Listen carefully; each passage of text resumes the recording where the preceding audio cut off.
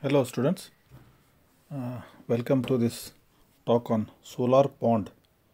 I think you have seen ponds, but you might have not seen solar pond. So I thought we will discuss about solar pond. We had one in BUB College Hubli, and I think one in Bhuj in Gujarat.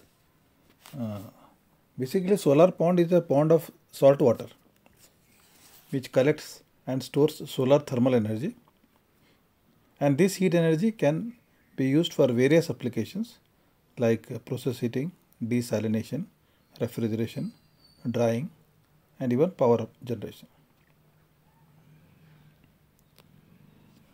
So what happens in a natural pond? You have seen a lot of ponds.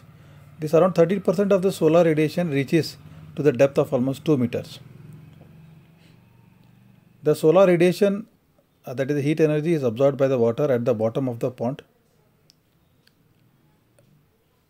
So when the bottom of the pond, that water becomes hot, it loses its density and then it rises to the surface.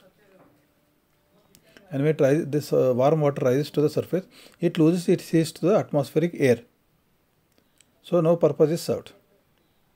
Now what is our intention? We want that the warm water, the solar radiation which is going and heating up the water at the bottom around 2 meters down, we don't want that hot warm water to come up to the surface. Okay, and we want that warm water should be at the bottom only, so that we can put some pipe and take away the heat. Maybe that warm water will be at 50-60 degrees centigrade, whereas the atmospheric temperature is 35 degrees centigrade. So still you have got around 15 to 25 degrees centigrade of temperature, and that is a huge amount of energy, because in a pond, big pond, you will have a lot of water, thousands of liters of water. Now how to make this warm water not to come up? The one thing is, we will increase the density. Now the warm water is coming up to the top only because there is a density difference. When the sunlight hits the bottom portion, it becomes hot and it rises to the top. Now we are trying to increase the density of the bottom portion. How we do? Very simple thing is, this common salt, whatever we eat, that is sodium chloride or even magnesium chloride, we will add it at the bottom portion. Okay, so you can see the sketch here. It is the solar pond is shown. So you have got solar sunrays coming from the top. So this is almost, the depth is only 2 meters, not very deep. So here you can see in the bottom, you have seen left side cold water inside, and here your right side you are seeing the hot water going out. Okay.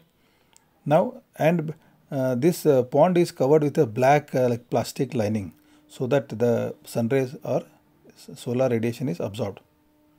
Okay, and you can see there are 3 zones. The bottom zone is called as a storage zone, which is having saturated salt water solution. Saturated means a lot of salt is there, and so no more salt can be added there. That is known as saturated salt water, brine solution like. Then next, in intermediate you have got a grading zone, because you cannot put ekdam full salt in the bottom and top there is no salt. So in between there is a intermediate or gradient zone with increasing salt. Okay, and the top is fresh water. Now the lower zone of water, called solar storage zone, is rich in salt and is the area where the solar radiation is absorbed and stored. The upper zone of water is called surface zone, is cold and has very low salt content.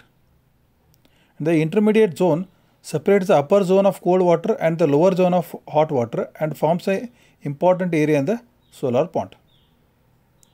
As the solar radiation is absorbed, the hot water in the storage zone cannot rise due to high salt content in it and being comparatively heavier than the cold water at the surface. The hot water thus remains in the bottom layer of the pond, from which useful heat can be withdrawn and used for various purposes.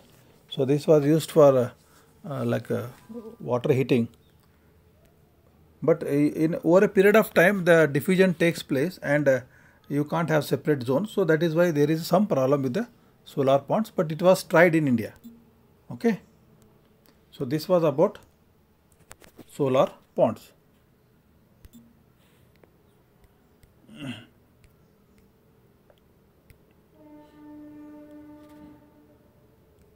There you know.